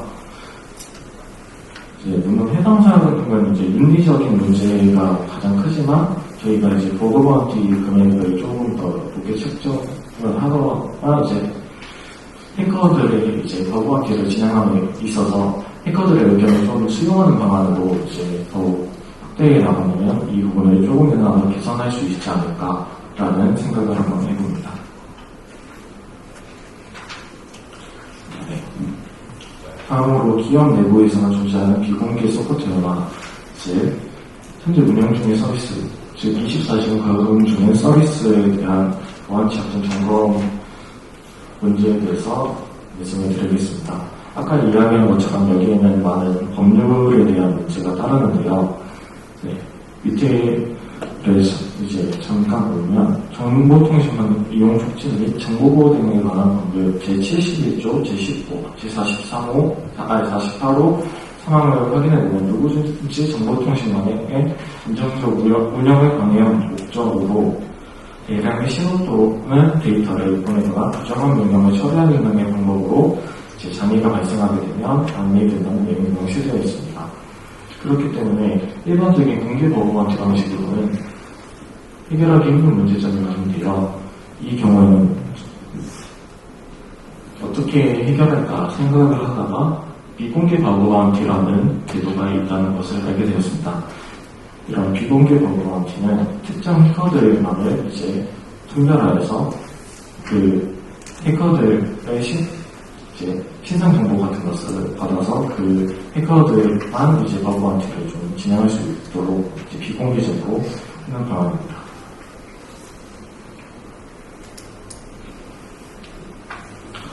다음으로 넘어가서 제가 이 발표에서 가장 강조하고 싶은 부분이라고 얘기 드릴 수도 있는데요. 다양한 분야에서의 버그바운티 도입 필요성에 대해서 말씀드리겠습니다. 일단은 해당 프레젠테이션에서는 자동차를 예로 들었는데요. 자동차뿐만 아니라 산업에서 사용되는 스카다 시스템, 이제 그것을 떠나서 이제 원자력 발전 시스템 이런 것들도 이제 보안에 매우 취약하다고 할 수 있는데요. 이제 먼저 자동차를 예시로 계속 얘기를 해드리겠습니다. 과거 자동차는 단순히 이제 기계로만 이루어진 존재였다면 이제 자동차는 소프트웨어가 도입되고 하드웨어가 이제 점점 더 좋아지면서 이제 테슬라에서 이제 얘기하는 FSD, 프리셀프 드라이브나 이제 커넥티드 카 같은 내용들이 점점 더 추가되고 있습니다. 그리고 현대에 와서는 스마트 키를 안 가지고 다녀도 핸드폰으로 이제 차에 시동을 걸거나 차의 문을 열 수 있는 그런 것까지 되고 있습니다. 이렇게 스마트폰이나 이제 전자기기를 사용해서 이제 자동차를 조정할 수 있게 되는 이에 따라서 이제 소프트웨어 버그, 이제 보안 취약점이 발생하는데 이제 이렇게 산업과 관련된 그리고 우리 이제 자동차는 맨날 이제 모든 분들이 거의 사용을 하시잖아요. 그렇다 보니까 이제 개개인의 생명에도 이제 영향을 미칠 수 있는 아주 중요한 일을 발생할 수 있습니다. 자동차에서 발생한 취약점 간단히 살펴보자면 이제 테슬라에서 발생한 취약점 두 개를 말씀드릴 수 있겠습니다. 네. 첫 번째로는 2020년도에 발견된 이제 취약점인데요. 해당 서비스를 이용하면 차의 이제 속도계나 온도 조절 장치, 내비게이션, 자동 조종 장치 이렇게 네 가지만 들으셔도 모두 아실 것 같은데 차량을 아예 통제할 수 있다는 것을 의미합니다. 그리고 테슬라 웨이트 관련 취약점이니까 테슬라 웨이트는 단순히 시스템의 데이터베이스 역할을 하는, 데이터를 관리하는 역할을 하는 프로그램이라고 부를 수 있는데요. 해당 취약점을 이용하면 아까 말씀을 드린 것처럼 키가 없이도 자동차를 열 수 있고 도중에 차량 동작을 방해해서 교통사고나 아니면 극가속, 극재동 등의 문제를 일으킬 수 있습니다. 따라서 이러한 문제점이 발생할 수도 있기 때문에 자동차 산업과 관련된 부분에서의 보안 문제를 아주 심각하게 다뤄져야 되고, 이러한 방면 때문에 보안 취약점을 점점 더 빨리 찾아야 되지만 아직까지도 이러한 부분은 어렵다고 얘기를 들을 수 있을 것 같은데요. 왜냐하면 자동차도 산업 장비도 매우 비싸기 때문입니다. 이런 거를 이제 취약점 환경을 테스팅하는 환경을 테스트베드라고 하는데요.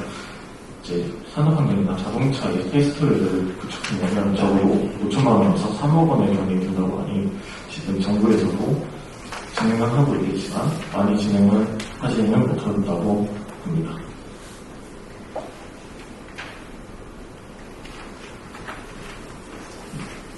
다음으로는 이제 이런 취약점을 찾을 때 버그바운티들을 활용하는 방안인데요.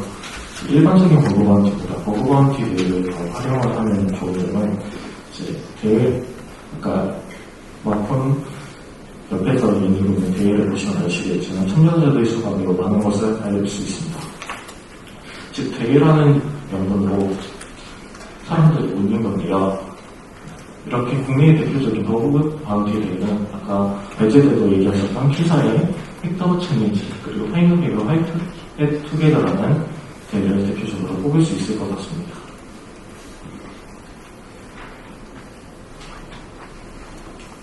이렇게 버그바운티 대회를 이용하게 되면 일반적인 버그바운티는 취약점을 찾는 과정에 대해서는 이제 공개된 서비스를 아무래도 취약점을 공략을 하는 거기 때문에 나의 공격하는 사람이 어떠한 사람인지를 자세히 알 수가 없는데요. 버그바운티 대회를 통해서 하게 된다면 저도 실제로 한번 참여를 해봤는데 먼저 신청서를 받습니다. 신청서를 받기 때문에 그 사람의 신분을 확인할 수 있죠. 아니면 웹 같은 경우에는 그 사람의 고정 IP를 미리 받아서 그 사람의 접속 정보를 알 수 있기 때문에 하이테크의 신원을 조금이라도 정확하게 확인할 수 있기 때문에 좀 더 안전한 버그 헌팅이 가능하다고 할 수 있습니다. 두 번째로는 파인더 게임에서도 이제 지금 진행되고 있는 것 같은데요. 대기업과 연결이 아닌 중소기업과의 연결을 통한 대외 주체로 인해서 이제 현재 문제가 되고 있는 중소기업 혹은 개인 기업의 버그 취약점들을 좀 더 찾을 수 있을 것 같다는 생각이 듭니다. 마지막으로는 비공개 버그바운티 대회를 통해서 기업에서 운영하는 비공식적인 서비스, 아까도 얘기를 드렸는데요. 비공식적인 서비스나 평소에 이제 탐지하기 어려운 취약점들을 조금이나마 더 찾을 수 있지 않을까라는 좀 고민을 해봅니다. 네. 마지막으로 이제 보안성 강화를 위해서 중소기업 및 개인기업이 노력해야 하는 점에 대해서 얘기를 드리고 마치려고 하는데요. 중소기업 및 개인기업은 보안 취약점이나 보안성을 아주 점검하기 힘듭니다. 환경 자체가. 보안 전문가들이 매우 적고. 중소기업은 보안 취약점을 점검할 수 있는 체계가 조금이라도 갖춰져 있더라도 개인기업은 아예 없다고 보는 편이 맞을 것 같은데요. 이러한 대기업에서 아무리 버그바운티를 무수하게 수행하더라도 이제 대기업 자체로 중소기업 혹은 개인기업의 하청을 받기 마련인데 그 부분에서 보안 취약점이 발생한다면 결국에 대기업까지 타격을 입는 이러한 문제가 발생할 수 있습니다. 그렇기 때문에 중소기업 및 개인기업에도 버그바운티 혹은 보안성 강화에 대한 정책을 도입해야 하는데요. 저는 이러한 방면에 대해서 중소기업 버그바운티 도입이나 개인기업에 대한 보안성 강화 가이드를 제시하면 좋겠다고 생각을 합니다. 저는 부족한 발표를 인정하신 것 같아서 아주 훌륭하게 잘 말씀을 해주셨습니다. 그래서 국내 버그바운티의 현황 의견에 말씀을 하시고 그 앞에서의 다른 토론자와 마찬가지로 포상금이 작다. 사실 이제 이런 부분이 우리가 말로는 사이버 보안이 중요하다고 하면서도 실제는 투자를 안 하는 것 같아요. 특히 이런 버그 바운티에 대한 투자도 작다는 것에 뭐 공공기관은 어쩔 수 없는데 민간 기업의 그 포상금도 작다는 그 부분이 좀 왜 그런지 이해가 안 된다. 그리고 앞으로 이 자동차 같은 하드웨어에서의 소프트웨어에 따른 그런 해킹 문제에 대한 부분이 있고, 사실 굉장히 새로운 그런 이 보안 취약점이 많이 나타날 것 같아요. 뭐 요새 자동차도 구독 경제해갖고 BMW는 이제 열선 이용하려면 구독료 내라고 그러면 사용자가 해킹할 것 같네요. 그것도 해킹하고 사용자가 팔거나 OTT에서도 좀 그렇게 해갖고 하는 것처럼 새로운 비즈니스가 나올 가능성도 있을 것 같아요. 그 취약점 이용해서. 그리고 마지막으로 여러 가지 제안을 해주셨는데, 특히 그 중소기업에 대한 부분, 저도 제가 중소기업 지원하는 기관에서 근무한 적도 있는데, 중소기업은 뭐 사이버 보안을 떠나서 IT 전문가 자체가 없습니다. 근데 이런 부분을 이제 공동으로 버그 바운티 대회 개최해서 하는 그런 말씀을 해주신 건 굉장히 유용한 것 같아요. 자, 이로써 저희가 이제 발제자하고 토론자 모두 7분의 의견을 다 들었고, 저 같은 경우도 사실 버그 바운티는 전혀 몰랐는데, 이렇게 쭉 들으니까 이제 어느 정도 이해가 되는 것 같아요. 그래서 여러분들도 버그 바운티가 뭔지 이해를 하셨고, 이게 필요하다. 그리고 이제 국내와 해외 버그 바운티의 특징하고 차이점도 아시고, 그리고 왜 국내에서 활성화가 안 되고 있는지 이런 것도 좀 아시고, 그리고 이 버그 바운티라는 게 단순히 취약점을 찾아내서 하는 게 아니라 이 전반적인 제품의 개발이나 완성도 높이는 그런 검증 과정인 것 같아요. 또는 더 나가서 일종의 그 집단 지성을 이용한 오픈 이노베이션으로까지도 발전할 수 있는 가능성이 크다고 생각합니다. 자, 이렇게 해서 이제 지금 뭐 시간이 많이 갔지만 여기 많은 분들이 참여를 하셨기 때문에 질문이나 의견을 듣도록 하겠습니다. 그래서 질문하실 분은 손을 들고 자기소개를 하시고 한 1, 2분 정도 짧게 말씀하시고 답변을 누구한테 듣고 싶은지 혹시 답변 듣고 싶은 분이 있으면 지명을 해주시기 바랍니다. 한 3분 정도 이렇게 질문을 받도록 하겠습니다. 우리은행 정보보호에서 나오는 이동기라고 합니다. 먼저 박세준 대표님이랑 전승재 변호사님께 간단하게 질문을 좀 드리고 싶은데요. 저희가 작년에 이제 금융기관은 운영망이랑 개발 테스트망이 분열이 되어 있습니다. 그래서 작년에 저희가 테스트 환경을 이용을 해서 이제 우리콘이라는 버그 바운티 대회를 개최를 했었고, 앞에 계신 김지환께서 수상을 했던 이력이 있던 것 같아요. 그래서 여쭤보고 싶은 거는 저희가 이제 테스트 환경에서 이런 버그 바운티를 개최를 하고 이제 참여자들이 제출해준 취약점들을 모두 조치한 후에 이제 운영에 그거를 적용을 해서 보안 사고가 발생하지 않게 그 시스템을 구축을 하려고 노력을 하는데요. 그런 테스트 환경에서 발견되었던 취약점이 만약에 이제 참여자들이 저희한테 제보를 하지 않고 몰래 이제 알고만 있다가 운영 환경에서 그런 익스플로이트를 그대로 실행을 했을 때 비록 테스트 환경에서는 작동하더라도 운영 환경에서만큼은 작동되지 않게끔 어떤 기술적 장치를 취하려면 혹시 예시나 간단한 샘플 같은 게 어떤 게 있을지 조금 기술적 자문을 들어도 괜찮을까요? 이게 어려운 질문을 주셔서 저도 좀 고민을 많이 해봐야 되는 문제이긴 한데 테스트 환경에서 이제 아무래도 이게 딜레마가 뭐냐면 잘 알고 계시겠지만 테스트 환경에서 이제 발견된 취약점들을 이제 운영망에서 고치기 위한 목표로 이걸 한다면 당연히 최대한 비슷하게 만들어야 저희가 테스트에서 발견된 정보들이 유용하겠죠. 그러다 보니까 이게 너무 달라져 버리면 실제로는 의미가 없는 대회를 위한 대회가 돼버리게 되고, 또 너무 똑같으면 방금 말씀하신 그런 우려 사항들이 있을 텐데 이런 것들은 크게 물론 우려하시는 부분이 어느 지점인지는 알 것 같은데, 아까 제가 얘기했던 그런 문화적인 변화들이 같이 따라줘야 된다고 생각합니다. 그래서 우리 대회에 참여하는 이런 화이트 해커들이 악의적인 마음으로 돌아서면 어떡하지? 라는 걱정이 서고 그거에 대한 의심이 이제 생기기 시작하면 사실 이 전체적인 뭐 대회가 됐던 이런 움직임이 일어날 수 없다고 생각을 합니다. 그래서 그거에 대해서는 서로가 신뢰를 하고 또 물론 그런 불미스러운 일이 있을 때 그거에 대한 적법한 법적 조치와 이런 장치들을 마련이 돼야 되겠지만 기술적으로 그것을 막는 것은 크게 의미가 없고 또 오히려 그 효용성과 그 효율성을 저지하는 그런 행위라고 생각을 합니다. 그래서 원하시는 답변에 제가 답을 못 드렸지만 네, 저도 그렇게 생각하고 있습니다. 네, 아니 저도 위원장님은 이제 예를 들어서 거부함 했는데 참여하는 해커가 있는데 다 부상을 받는 게 아니잖아요. 뭐 예를 들어서 그 중에 뭐 10팀이 지금 그 왁구처 참여했는데 가장 먼저 적발하고 한팀 나머지는 보상금을 못 받으면 굉장히 섭섭할 것 같다. 그러면 뭐 참가비라도 어느 정도 보상을 해주면 그래도 나는데 그것도 안 하고 그냥 빈손으로 돌려보면 그런 말씀하신 악용 가능성이 있을지도 모르겠는데 혹시 그런 건 없습니까?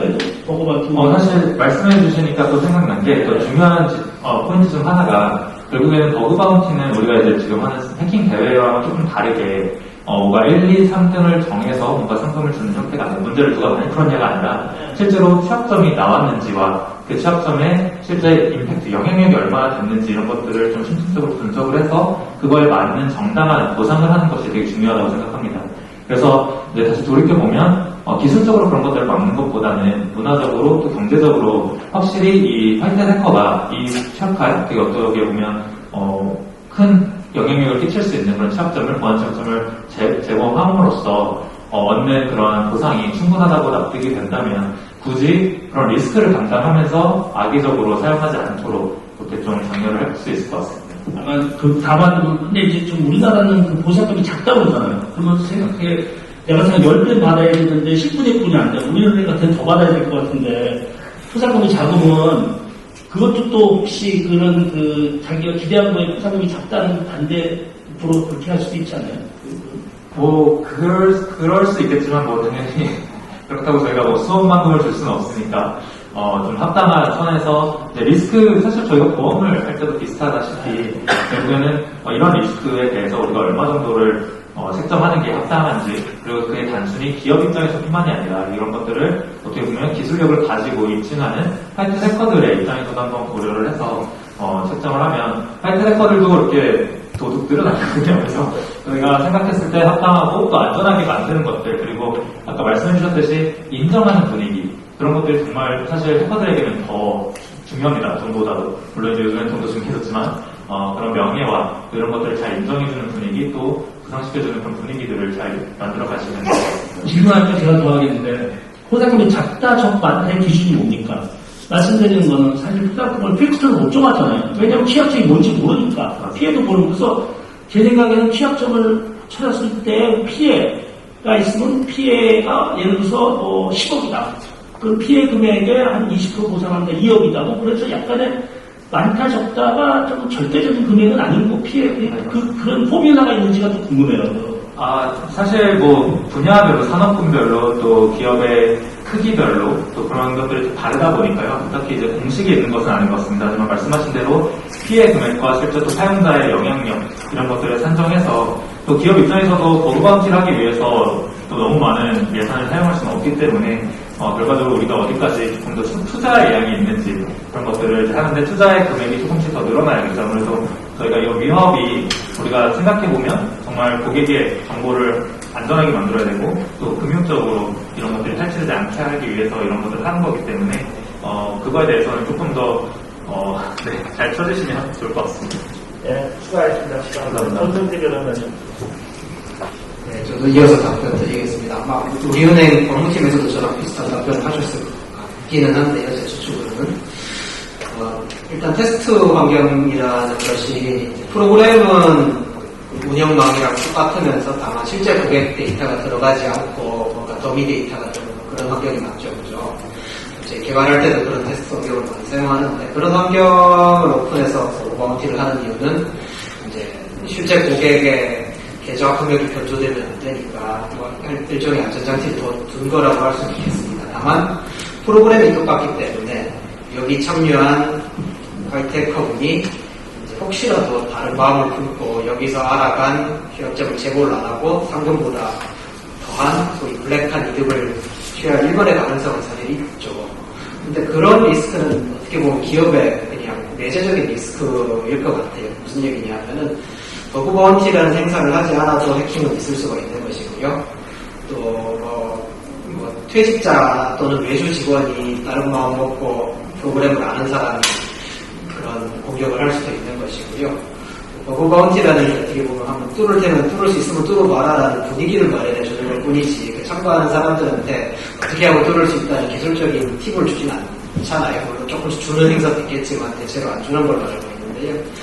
그런 면에서 보면은 공격 가능성은 그냥 버그 바운티 행사를 안 해도 사업을 하다 보면 자연스럽게 있을 수 있는 내재적인 리스크일 것 같고요. 그리고 어느 정도는 또 참가자들에 대한 신뢰, 참가자들 특히 그런 행사는 이제 좀 클로즈드 커뮤니티 안에서 개최를 할 거기 때문에 참가자들의 신원이라는 게 현재 재직 중인 학교나 회사 정보를 확인하는 정도의 간단한 검증 정도로 확인을 하고 그렇게 넘어가야 되지 않을까 생각을 합니다.